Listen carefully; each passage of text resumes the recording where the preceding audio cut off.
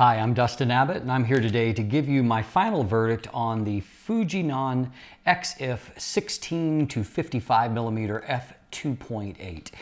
This is a lens that I've been spending some extensive time with over the last month. I've done a fair bit of travel with it, including traveling to Myrtle Beach, South Carolina, to Niagara Falls, Ontario and New York, and then also, just some general purpose shooting here at home as well.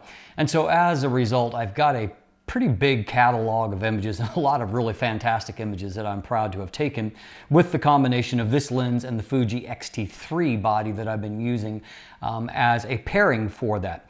Now, before I jump into the build part itself, just because this has been a question that's been raised fairly often, people asking about kind of the grip extender that I've got on here that helps to make the X-T3 a little bit more of a robust body to help with slightly larger lenses like this.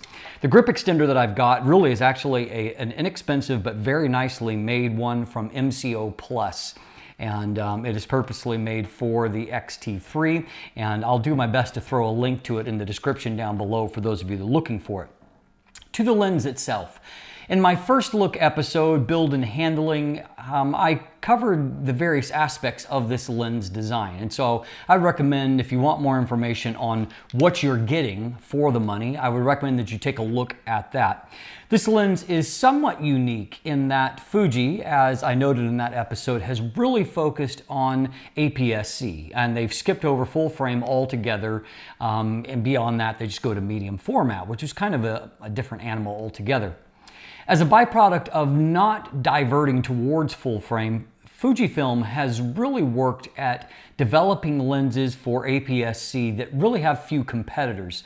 For most manufacturers, APS-C is more of an afterthought, and the major players in the industry, the APS-C specific lenses that they produce tend to be more mass market, commercial lenses, not premium lenses. Fuji, of course, because they're focused on APS-C with no intent to go to full frame, they have developed a much broader catalog of APS-C lenses, including premium zooms like this that are really competitive on every facet with full frame lenses like 24 to 70 millimeters. I will point out, however, that at 16 to 55 millimeters with a 1.5 times crop factor taken into consideration, what you end up with is actually a broader focal range or zoom range than what the full frame equivalent lenses offer.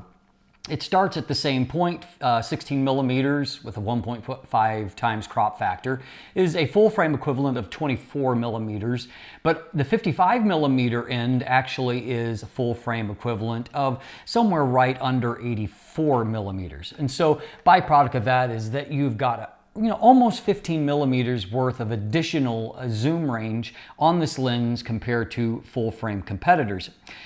What you also get is a build quality that at the very least is equal to those lenses. It is a very, very well-built lens with a blend of just high-grade materials, some engineered plastics, but also a lot of metals and construction, internal seals to make it fully weather sealed, and a really just smooth performance out of it. And so the zoom ring here and the zoom action is particularly good. A lot of stability there. It's just very smooth, very easy to use, even if you're zooming during video, which you can see me do here. And so that helps the versatility. I personally really love Fuji's approach to having both the option of going to an automatic aperture iris controlling camera or the ability to use a manual aperture iris, which frankly is what I use like 99% of the time. I prefer it because when I'm shooting, I can be intentional, and before I'm even going up to take the shot, I'm already looking down and I'm just rotating, selecting the aperture that I want. And it allows me to think more about aperture, to quickly choose what I want, and I really love that approach. I'm less crazy about the actual focus action here. The way that it works with Fuji lenses is this is a focus by wire lens. And so what that means is that with focus by wire that there is no direct coupling between the input on the focus ring and the actual elements, but rather it is routed through the focus motor, and so as a result you just don't have as much tactile feedback. But my complaint on that really is kind of typical across the board. That is the way that mirrorless lenses are almost universally designed. And so, you know, some do a little better than others. I think that Fuji is not on the top end in my estimation of approximating manual focus, but it's not bad either. It's just not my favorite. As you can see, it is a fairly robust sized lens. It comes in at 655 grams or 1.4 pounds. And furthermore, it is fairly good size. It's 3.28 inches around by 4.17 inches in length, or 83.3 millimeters in diameter with 106 millimeter in length.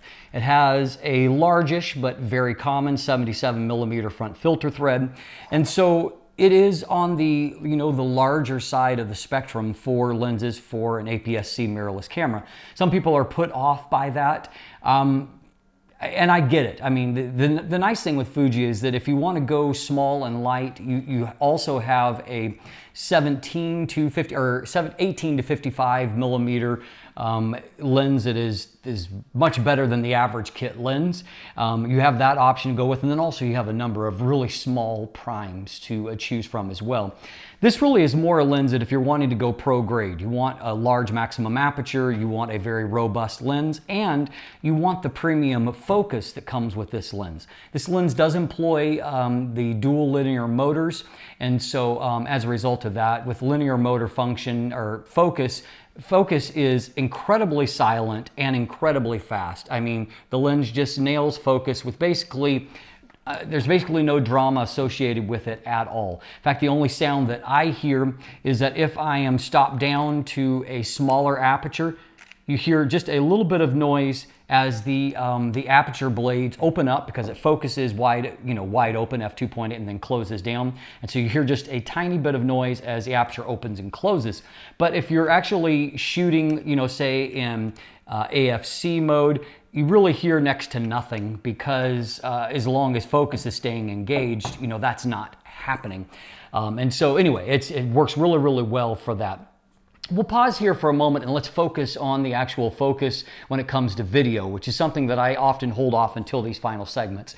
This is, of course, a very nice lens for I've done a fair bit of time lapses with it because it's very, very useful for that. Great focal length, so allows you to frame.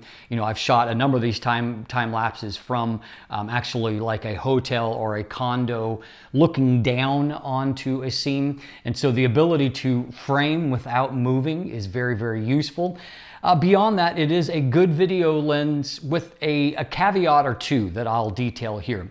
Now, in terms of stills focus, the focus is fantastic. For photography, I have literally zero complaints about this. It's fast, it's accurate, pupil AF, IAF works well. It just does a really, really solid job. I mean, no complaints at all. Super fast, super quiet, excellent. For video, I think that it's maybe less about the lens and more about the nature of the focus algorithms of video AF servo function, in that I just don't find that my experience with Fuji is as polished as what I've seen either on Canon with DP-AF or with Sony, in that I find that focus transitions are not quite as smooth, that focus tracking isn't quite as excellent. And so frankly, I think that this is, because I've seen it fairly consistently with now a number of lenses, I think it's less about the nature of the lens itself, more about the nature of focus. But let's take a quick look at a comparison here where I'll compare, doing that kind of focus, moving around with this combination as opposed to the A7R Mark III and the Tamron 28 to 75 millimeter. We're going to take a quick look at face tracking here, and so I'm going to be doing a little bit of moving around through this. This really should be a fairly easy tracking. I've got some actual studio lighting on me, and so my face is nice and contrasty. But I'll just do a little bit of moving in and out, and so that we can see how the lens keeps up with this and how good a job that it does with the tracking.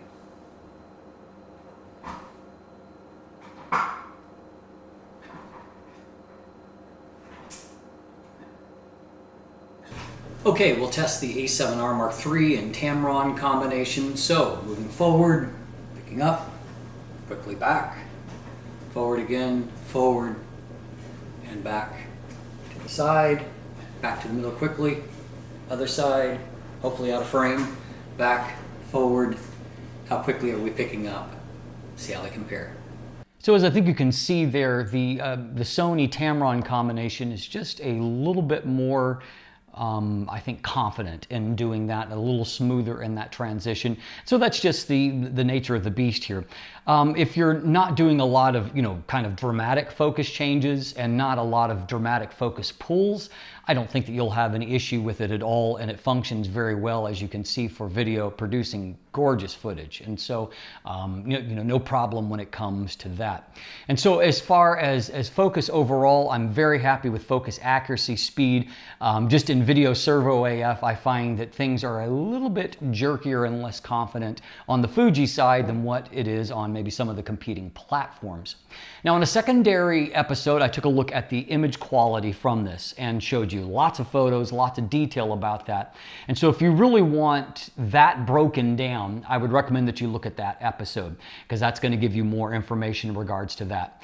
I'll hit a few of the strengths and then also hit a few of the weaknesses here. Let's start with the weaknesses. Things that I noted that I wasn't delighted by is that while center sharpness was exceptionally sharp, exceptionally good at 16 millimeters, it's not as good along the edges and in particular the extreme corners. And in fact, those extreme corners, even when stopped down to small landscape apertures like f8, they're never what you would call pin sharp. And so I will say this, that if you are someone whose priority is the wide end of the focal range, 16 millimeters, Fuji does make a really excellent 16 millimeter f1.4 prime lens that may be a better option for you if you really value corner sharpness. That being said, I took a lot of landscape images at 16 millimeters, and when taken globally and looking at them, they look fantastic. And so, pixel peeping in the corners, like in my detailed test, it exposed a bit of a liability there. What did show up in real-world shooting is the fact that even with whatever electronic trickery is there embedded in the raw images is a profile that corrects for some things like peripheral illumination or vignette.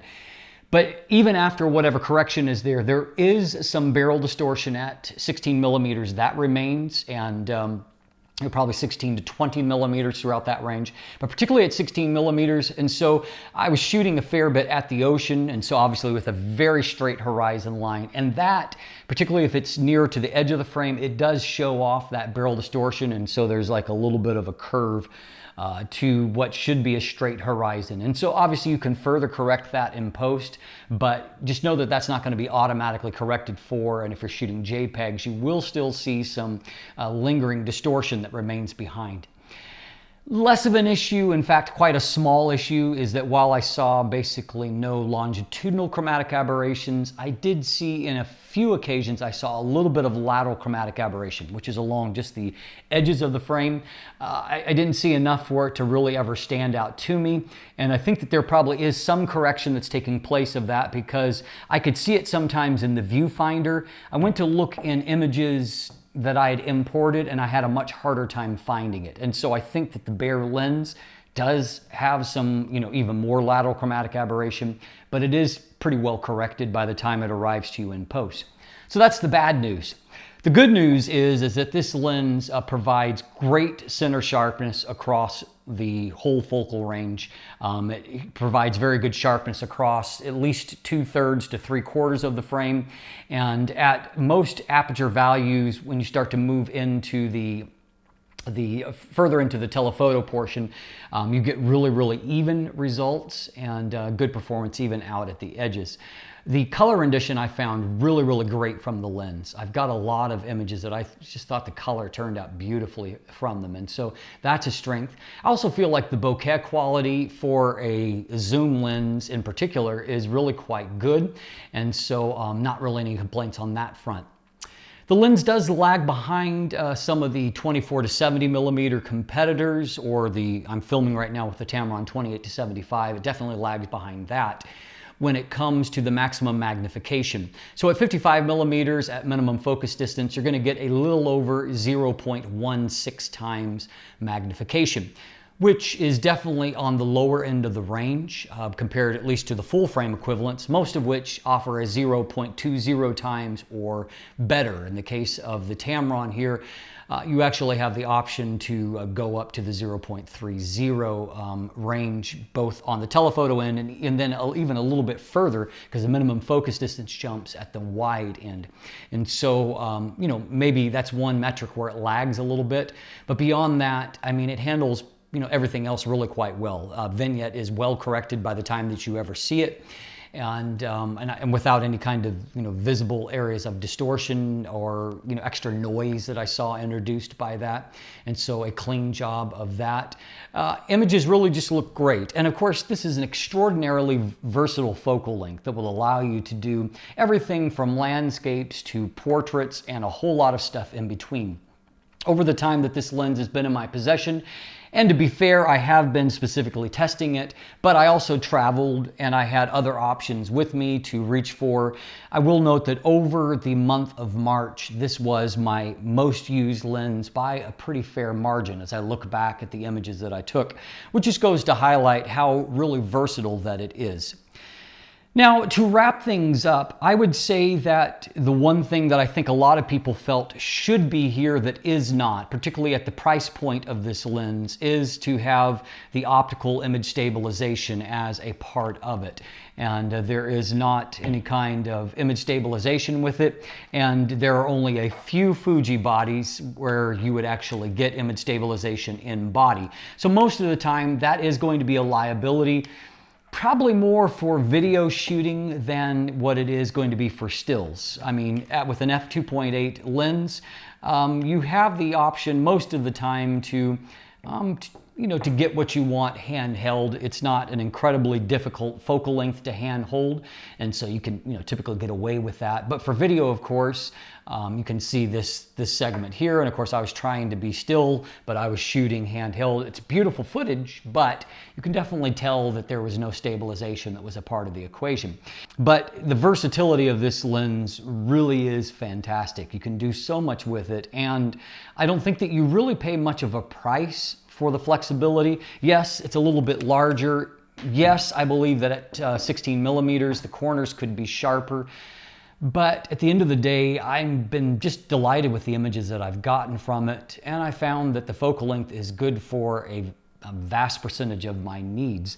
And I think that if you were to pair this with, say, the 55 to 140 millimeter f2.8, you know, and then on the wide end, you compare it with the 8 to 16 millimeter. That's kind of the plan here, that Fuji has now gotten from 8 to 140 millimeters, covered with zoom lenses that have a maximum aperture of f2.8. That makes a pretty versatile combination.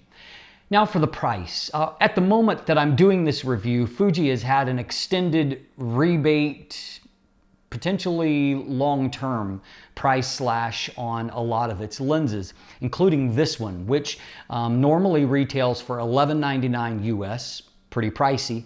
At the moment, it's available for $899 US, which I think makes it a far more compelling option at that price point. I think that at $899, while still expensive in an absolute sense, you're getting a lot of bang for your buck in terms of the build, the focus performance, the handling, and of course the image quality from the lens. This is an easy lens to recommend. It does a lot of things really well. And I think at the end of the day, its shortcomings can be managed if you just use a lens to its strength. I'm Dustin Abbott. If you look in the description down below, you can find linkage to my written review of the lens. You can also find linkage to an image gallery, which, as you can see, I've taken a lot of beautiful pictures with this lens, and the image gallery is packed with a lot of great stuff. So you might want to take a look at that. There's also buying links if you'd like to purchase one for yourself. And beyond that, there are links there below where you can follow me on social media, including now on Instagram. You can become a patron and get early sneak previews of upcoming content and a chance to interact with me on a more private level. Beyond that, you also can sign up for my newsletter and stay apprised of all the most recent reviews and information there. And of course, if you haven't already, please click that subscribe button right here on YouTube. Thanks for watching. Have a great day.